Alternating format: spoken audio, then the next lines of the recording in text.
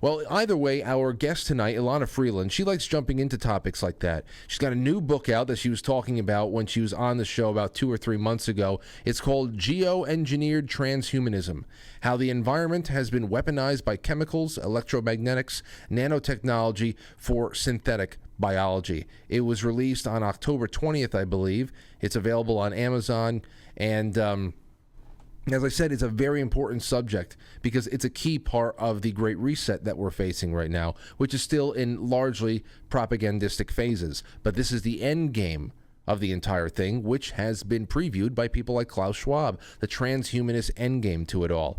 So for those of you who don't know that much about Elana Freeland, you can go and find out more about her on elanafreeland.com. She's a writer, a ghostwriter, a lecturer, storyteller, and teacher who researches and writes on deep state issues, including the stories of survivors of MK-Ultra, ritual abuse, invasive electromagnetic weapons. She is now perhaps best known for Chemtrails, HARP, and the Full Spectrum Dominance of Planet Earth, published in June of 2014. And a few other releases since then. So her undergraduate degree was in creative writing and second major in biology. Her Master of Arts degree is from St. John's College, specializing in historiography. But she's been in the truth game and the red pilling game for decades. Wonderful, wonderful mind, great researcher, and I can't wait to talk to her tonight. Let's give her a call, Elana Freeland.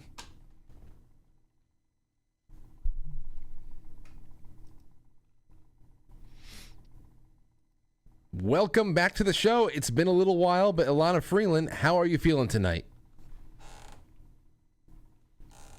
Oh, wait, hold on. I'm sorry, Elana. This is my fault. I have the speakers muted.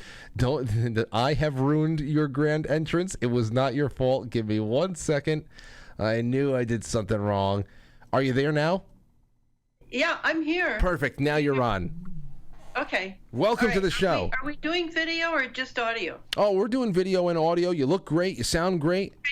Okay. How have you been? It's been a couple of months since your last visit. Chief among them, all the things that have been happening, the release of your latest book. Congratulations on that. How's the reception been?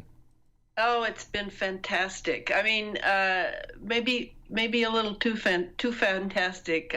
Moving very fast, hundreds of books. And then trouble with Amazon. Suddenly it says out of print. Well, that's not possible. So what's going on? It looks like I'm getting attention from all sides, would be what I'd say. Yes, but it's the attention that's necessary right now, and I think that there's a lot of panicking going on. One of the last things that we talked about in your most recent appearance here was about this quickening and this raising of consciousness with people, and that creates a little bit of anxiety inside of the hearts and minds of the elite, who were having a little bit more of a leisurely time, even just 5 years ago, harvesting this kind of panicked energy from us and directing human behavior. I mean, their plans are still marching on as they have foreseen, but it's not as being accomplished as easily as they have foreseen. So it's great to have people like you putting your written and spoken word into the mix all the time. Oh yeah. I mean, the awakening is really happening for a lot of people, as other people seem to be going to sleep. Yeah. No, that's been the sad one. But either way, the topic of nanotech, for the purpose of human modification, this is another thing we've been speaking about. That was considered fringe crackpot subject matter just even 2 years ago, and it has now gone from a stealth operation where people like yourself would be writing about it and doing lectures on it and being called science fiction writer wannabes or something like that, and now it's gone from stealth operation to where it's being announced as the miraculous ingredient in all of these types of injectables, the food that we consume, even figuring out now how to grow food with things like vaccines already inside of lettuce and things like that, so you can become inoculated through eating a salad. And then, of course, I sent you that article about the nanoworms being used.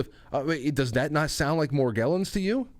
It sure did. I mean, I'd have to look at some analysis, chemical analysis, but yeah, I would say nanoworms are really Morgellons, because Morgellons, as I point out in the book, was a precursor to the technology being injected in people now. Yeah. Definitely. Yeah. But it's just nuts how that's been part of the quickening there. That everything that was fringe and crackpot in this particular subject matter of nanotechnology has become so out in the open and has been quickly heralded as miraculous technology that we should embrace through injectables and things like that. No. Yeah. No, no, we shouldn't, because there's a big agenda behind this, and it's, as I say in this most recent book, it's transhumanism. It's to change a large portion of humanity into transhumans, whereby human rights would not apply to them. I mean, these would be people who are definitely hooked up with 5G, 6G systems, the AI clouds, and satellite, et cetera. And really, the injectables and all the rest we should be very, very cautious of the medical industry that really belongs to big pharma. And I mean, it's big pharma who have been doing all these chemicals, right, in the chemical trails, the chemicals loaded with all sorts of nanotechnology that we then breathe in and take in our food and our water. No, you can't trust these people. No, that's becoming more and more apparent to even people who have a limited understanding of how the world is really working. There's a gut feeling that is growing, and I think that it's just the basic inability to keep to one story, where people thought, all right, well, you know what, that we're going to get these vaccines, and I want to talk about that with you for a second. We're going to get these vaccines, we're going to get back to normal, we'll get our Excelsior pass, I can go see a Knicks game again, or whatever the hell it is. And now we're starting to realize that there is going to be no end to the boosters, that the boosters are going to come as soon as 2 to 3 months apart, and that if you aren't up to date, you are considered unvaccinated again, and you're never getting let out of this hamster wheel. And in that same vein, there's just a considerable amount of interest right now about the question of the true content of the mRNA shots. When these drugs are put under a microscope by some people like Dr. Carrie Madej, many cases, not all that they found it, but in many cases, there's this almost synthetic biology is present under the microscope, including these Cthulhu-like squid creatures. What do you believe is going on there? Those strike me as there are several patents that I've read carefully, and they have to do with what's being called inorganic life. In a way, that sounds like an oxymoron, but I think they actually are, through synthetic biology, making artificial life forms that become alive in a way that is not the way we live, but can be utilized as life forms. And the one, are you thinking of the one with, yeah, Cthulhu, that's good. Yeah. The one with the 3 legs coming down. Oh, that freaked me out. Head up here. Yes, freaked me out. Very creepy, very creepy. Very interesting, though. I mean, I'm not surprised. They're going to put all sorts of stuff into these so-called vaccines, boosters, etc., in order to do in vivo cultures in human bodies. I mean, you know, there's in vitro, which is in a petri dish, for example. And then there's in vivo, and that's inside a living organism. And of course, once they've convinced these people who are having the inoculations to have more and more and more, then the sky's the limit as far as what they're going to inject into them to follow. And you know that there are people who are talking about seeing these extraordinary quantum dot colors under their skin from luciferase, and that's a way of tracking, for one thing. And so these folks are going to be tracked by satellite in general. Of course, that's it's no accident that the Elon Musk batch of satellites went up just before all this really started. So this is the new model of Western medicine. It's called precision medicine or telemedicine. It's medicine at a distance, but it's not really medicine, and it's not really health that they're interested in. Yes, they're interested in profits, but they're also interested in life forms and in artificial life forms. I mean, the genetics genie in the bottle has been let out, and so now you can expect that any injection into a newborn infant to someone older, it's all going to be piggybacked with a variety of things that the sort of Frankensteinian scientists are interested in tracking. And I find it, to me, it's all hands on deck now, because this means that what I believe is that humanity is hated by these people. We human beings are seen as weak and fragile, and are just so easily controlled. Our minds are so hypnotic. They sneer at us and they utilize us for their experiments. A lot of people think this forebodes some sort of depopulation, a eugenics depopulation. Well, yes, to make an omelet, you have to break a few eggs, would be the way I would see them primarily looking at it. I think if they wanted to kill a lot of us at once, either through geoengineering or through some sort of inoculation program, I mean, it would be a piece of cake, because the entire world now is electromagnetic. And, a lot of this is renewable all the time from the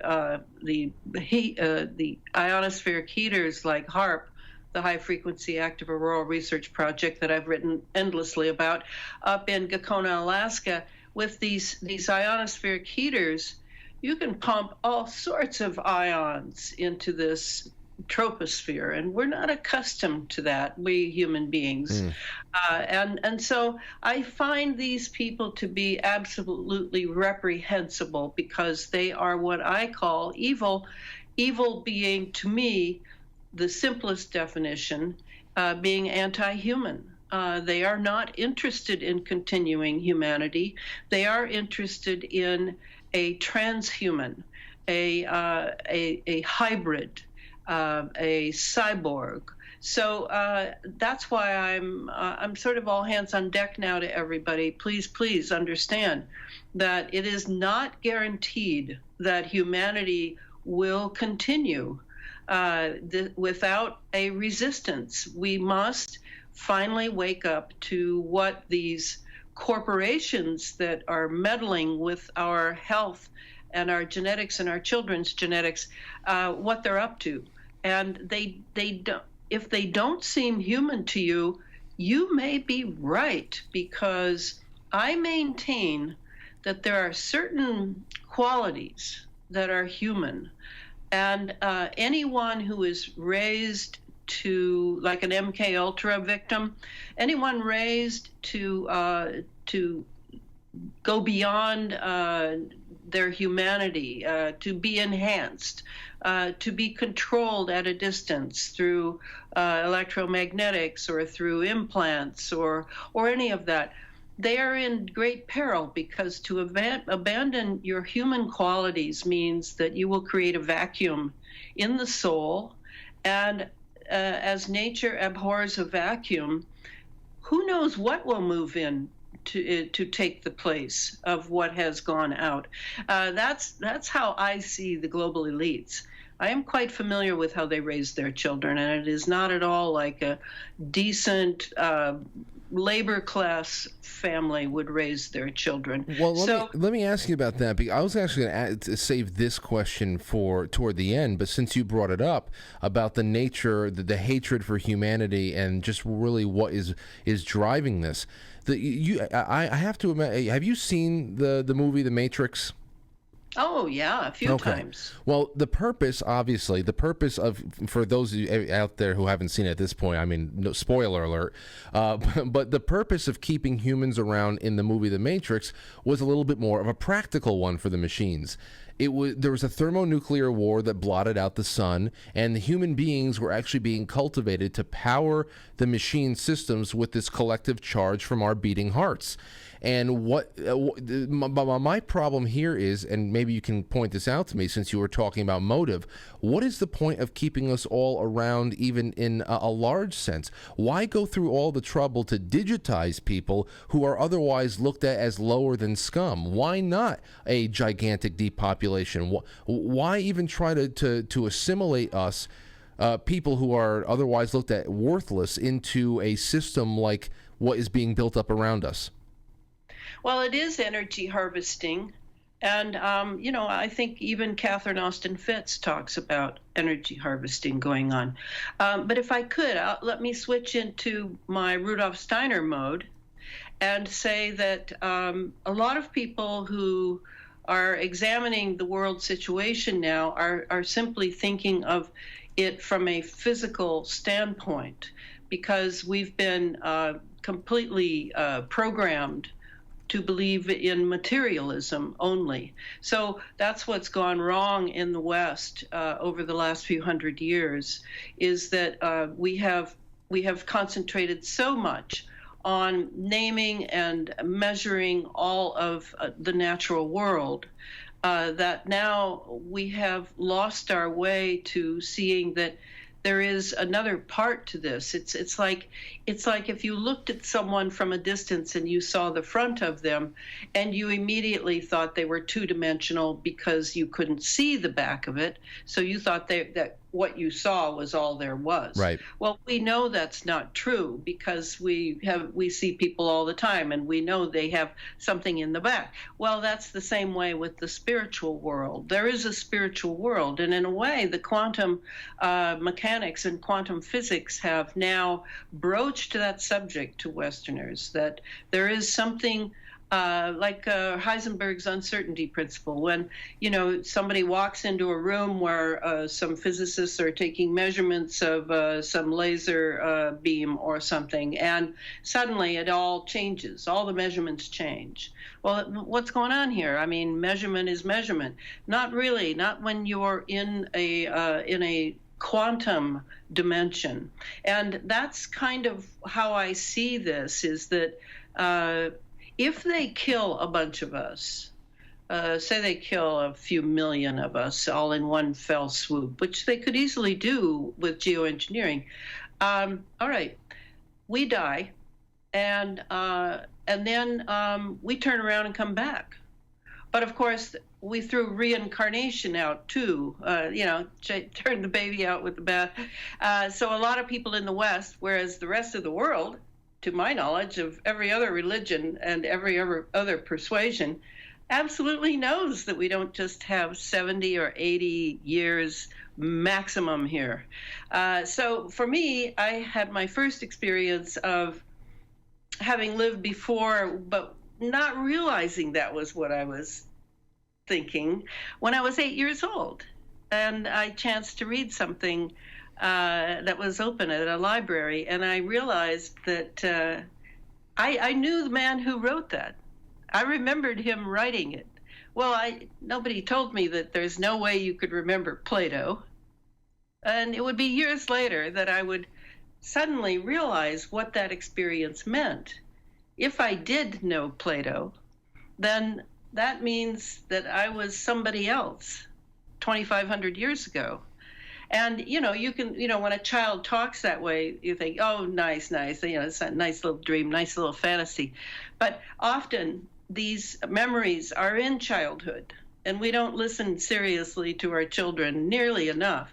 So to go back to my other premise, you kill a bunch of people, they die, they come back. Well, what have you accomplished? Well, yeah, it's going to be a problem for somebody else. But say you really want them to be gone and not reincarnate. You really want the Earth population to be much smaller. So now you're going to have to figure out, how you can get rid of these people or turn them into something. Why not turn them into a machine? That would be serviceable. That would be interesting. There would be a lot of chances for experimentation. And so I believe that's what we're seeing now, and that a lot of people are dying from some of the so-called vaccine batches. And you realize there's not one batch of any of the Pfizer or any of them.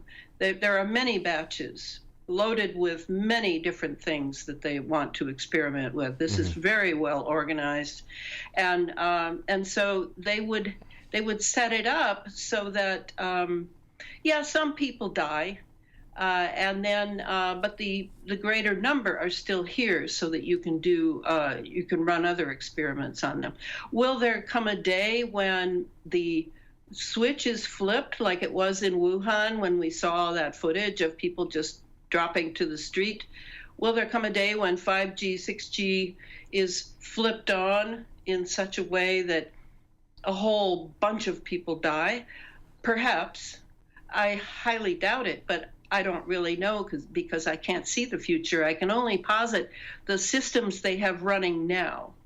And they definitely need the 5G, 6G to control what they're implanting in people in the name of a vaccine. Well, let me go with that, because that goes right back to a little bit of what you were saying with precision medicine and telemedicine.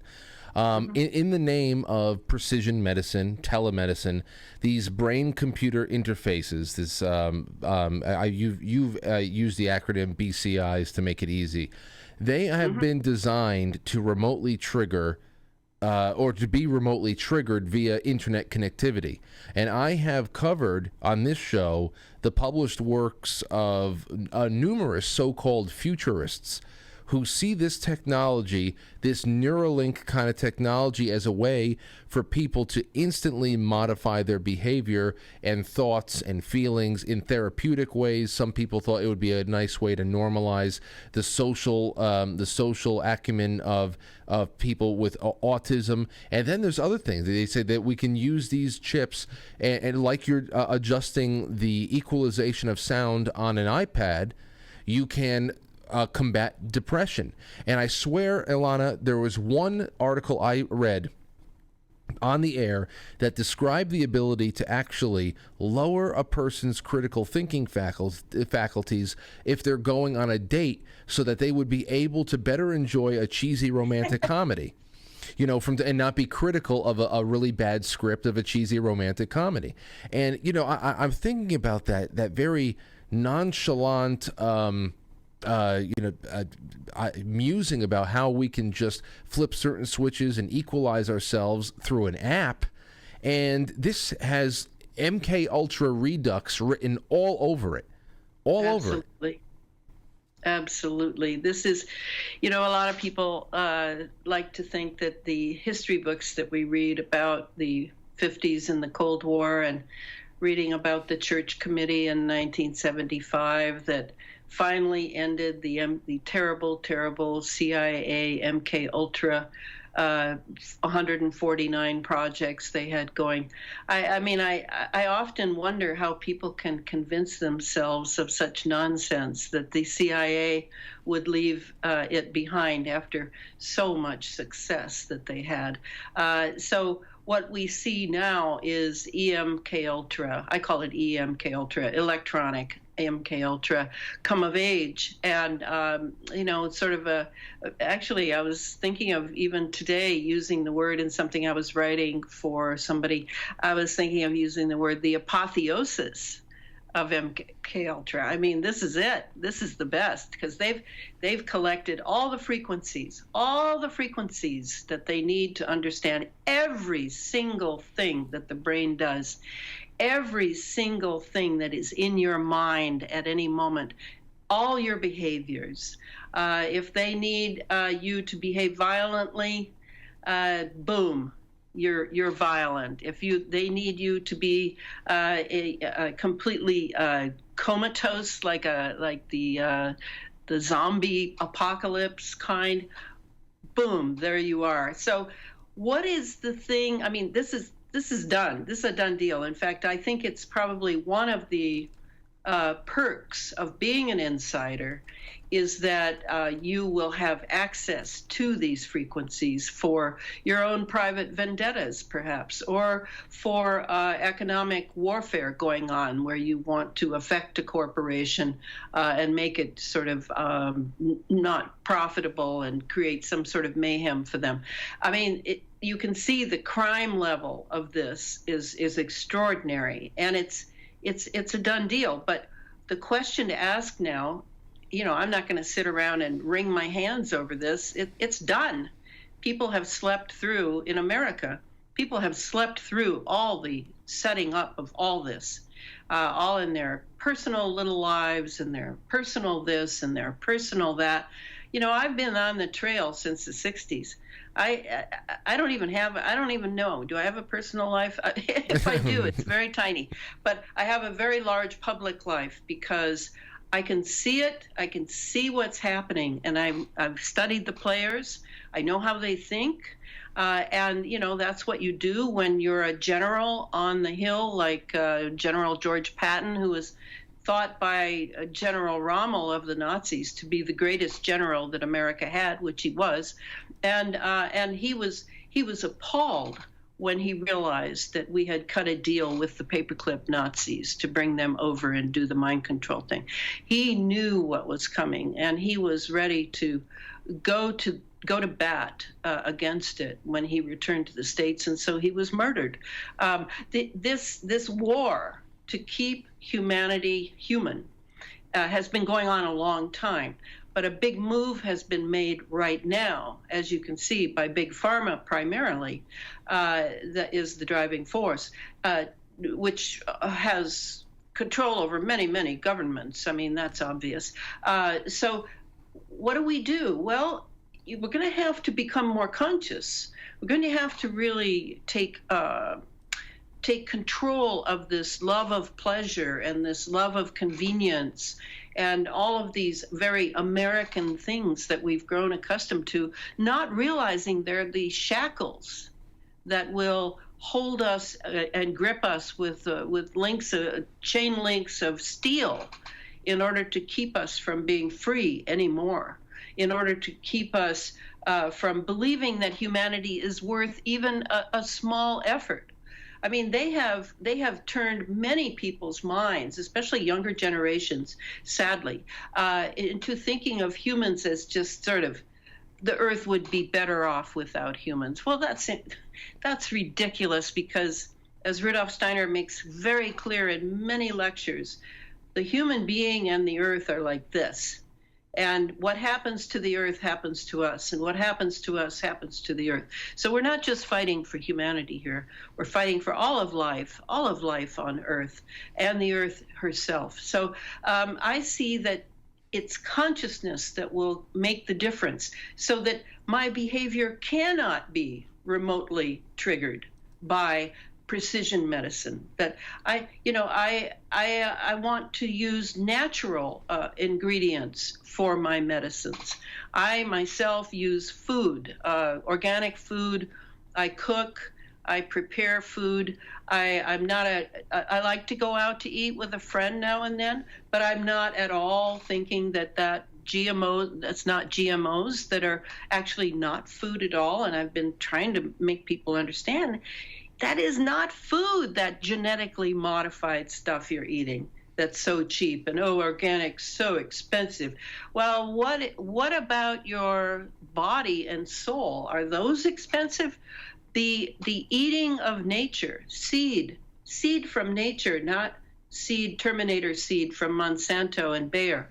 That is the key to retaining your immune system. Your immune system will be assaulted by these inoculations going on now. That's its first job, is to do away with the immune system for the other panoply of diseases that are going to be implanted and then called forth like Lazarus by the 5G, 6G systems, as Big Pharma needs more profits and wants to do more experimentation. We need the big picture, and that's why I wrote this 690-page book. Wow. With 60 illustrations. I needed to say the whole picture.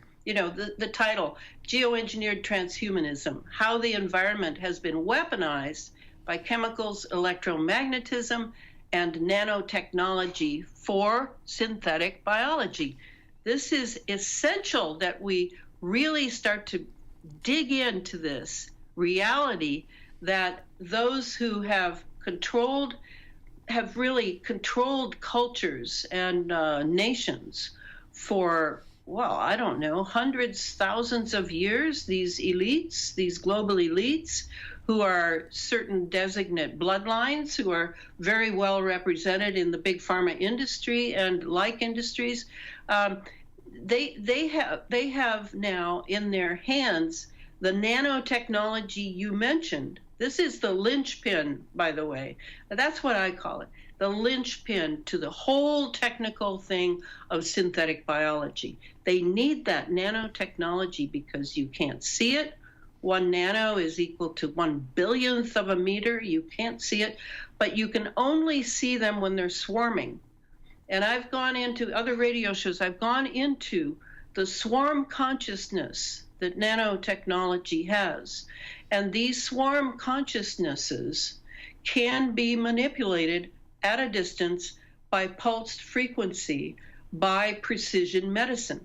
That's how they're going to do it. It's not just lockdowns and changing people's behavior in communities, entire regions. No, it's also they can get right inside us with the 6G. 6G penetrates matter very easily. They can get right inside there and then reprogram the nanotechnology in us so that the nanobots, nanorobots, will go to various organs, or they'll do whatever they do in the brain. This is our biggest problem, is the nanotechnology, and that too requires us to really take our consciousness, human consciousness. It's not to be thought of as lightly, because human consciousness, if you think of a thought, you think a thought. And I don't mean I'm going to go to the store and pick up a quart of milk. I don't mean that's not really a thought. But if you think a thought about life, or about death, or about how much you love your children, or any of those sorts of things, where is that thought happening? It's not being created by your brain. The brain is just the diving board that the thought dives off of. No, it's taking place in a quantum dimension. That's how precious our consciousness is. But most of us, we're so busy with the physical life and the physical pleasures or pains of life that we don't really take the time to understand what some people are saying and have said for ages, that our thoughts are very insubstantial. They are not taking place in 3D reality. They are taking place in other dimensional realities. And so take, for example, the pedophile who thinks these terrible thoughts about children and is obsessed with that whole thing. Where is that taking place? It's not in his brain. No, it's in these quantum dimension of anti-humanism, of evil, of satanic level. So if we can just put back the spiritual dimension to being human, not to go join a church or a temple, or no, it's not about that. That's religion. That's different. No, it's to add back the component that has been torn from the reality that we are now facing, and therefore we don't recognize it, nor do we recognize what we can do. We feel helpless. We feel afraid. We're just sort of waiting for the angel of death to pass over, or hoping it will. There's a lot more we can do if we get the right idea of what being human really is, and that's what I'm tending to talk about a lot. I have one chapter in the book at the end the conclusion, called Remaining Human. And I throw out a few ideas I've developed. Well, I want to talk. I want to talk about that. I would like to conclude that this phone call with that. I have something on that last chapter in particular. I have not read it yet, but I have read. I have read that that's how it ends, and I thought that since we ended on such a high note the last time, that would be a nice high note this time. But you know what you were just summarizing right there in great detail. You started off by talking about food, how you're nurturing the body with real food, organics, to stay away from food, from substances that are not actual food, that it comprises most of the stuff that we are eating throughout the weeks and throughout the months and all the years in our lives. Well, when it comes to this, bring Steiner into it, to bring the metaverse into it, that because we've gotten that that has been introduced to us, the advent of the Facebook metaverse, where the entire life can be spent in this matrix, like we were talking about before. Well, from fake food, now we're being proposed fake sunrises. And of course, yes, as I said before, there's nothing more of an amazing spiritual experience than watching a sunrise or sunset. And the fact that we have this recent announcement that is completely immersive metaverse on the way, it's not hard to see where this is going. But on that subject, knowing how much you have gone into the work of Rudolf Steiner, and I know you just had another wonderful appearance on Clyde Lewis's show, Ground Zero, and you were talking about the concept of the eighth sphere, and how the eighth sphere was pretty much the metaverse. And can you help elaborate on what Rudolf Steiner saw as this eighth sphere of consciousness, of humanity, of Earth? Okay, so as I said, nature and the human are like this. We need each other. We are connected. Every lifetime that we come into the earth to work on our soul development, our human evolution in a physical plane, as a spiritual hierarchy is what Steiner calls it, the human hierarchy. We come in here and say that now we're just eating GMO foods and we're breathing air that is loaded with little machines called nanobots. And those machines go into us, and now remotely, because of the implements we have set up for the space fence lockdown, all of those little machines can be made to do things in us, so that even in our brain, it's very easy for a nanobot to go through the blood-brain barrier. So now here we are. We came for a human experience, and now we're completely immersed in, and when we're surrounded by it too. It's in our body, it's outside our bodies, and we're every day eating foods that are guaranteed to turn us into non-humans. Our immune system goes down because it simply wears out. It simply wears out. And now we are going to be ready for the virtual world, for the eighth sphere. How will it be done? It will be done electromagnetically. And now what they're doing, as you know, is they're making virtual reality twins of each of us, every person on Earth, every nation on Earth, the Earth itself. I mean, how is this done? Well, it's done virtually, which means you've got AI, computer programs, algorithms working on it day and night. And that's what the surveillance is about. That's what all of these nano sensors inside of us that we're breathing by the trillion every day, because they're being dropped by jets in the upper atmosphere by the trillion every day. These sensors are sending information to centers that then give it to the big data munchers, the machine learning computers, supercomputers, quantum computers, etc.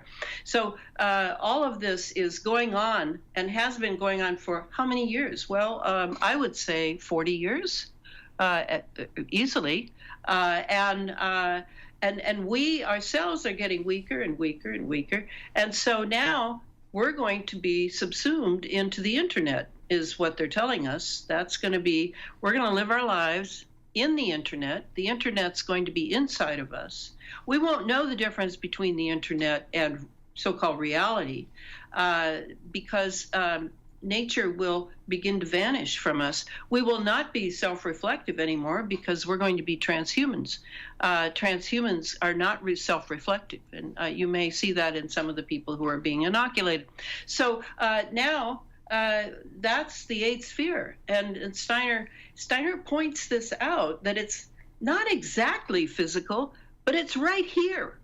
It's happening right now, and he was talking 100 years ago. And, he was very concerned about what was going on then. Imagine how it is now, how far it has come.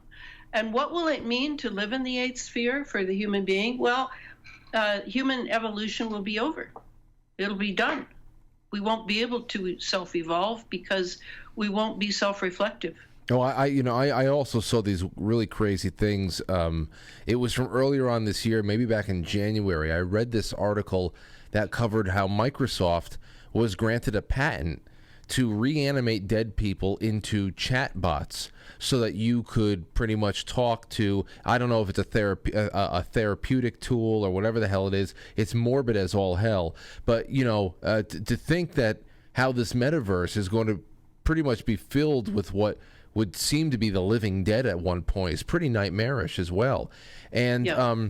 But let's get away from the nightmares, and I'd love to end this show with you by talking about a little bit more lighthearted things, and that is hope and duty and what we can bring up. The last time you left, it was on a very hopeful note. You reminded us that we are not outside of nature, but part of it, that we are not, human beings are not a blight to planet Earth, but an appendage that is in desperate need of reconnection. So now, like as I said, I had not read your book yet, but I do know that it ends with a message to humanity about remaining human. What would you leave us with as we cast off on yet another great conversation? I would stress that if you understand what the human being really is, of course, this is mysterious. This is a mysterium tremens, as Carl Jung called it, to know what a human being is. Why? Because it's so deep. It's not just profit and greed and terrible things. The human being, I mean, we have only to think of some of the great human beings who have lived, that we have admired, who have faced death for us, who have developed virtue to a high art. Who love the good and the true and the beautiful. I mean, these are the things that childhood is made of. Childhood, a child is so beautiful, if we know that, if we know we're not a slab of meat, or as the CIA calls us, wetware, as in software, hardware, wetware, that's what we're called. If we realize that we are a divine being having a physical experience here on the earth, then we're all set to go, because we can fight for the truth. We can fight for our children. We can fight the deception and the endless lying of the corporate media. All of this stuff. I mean, I'm thrilled to be here because I'm just a warrior. What can I say? I have an amazing war right here for me, and I knew it was coming. I just didn't know that I would live long enough to fight it.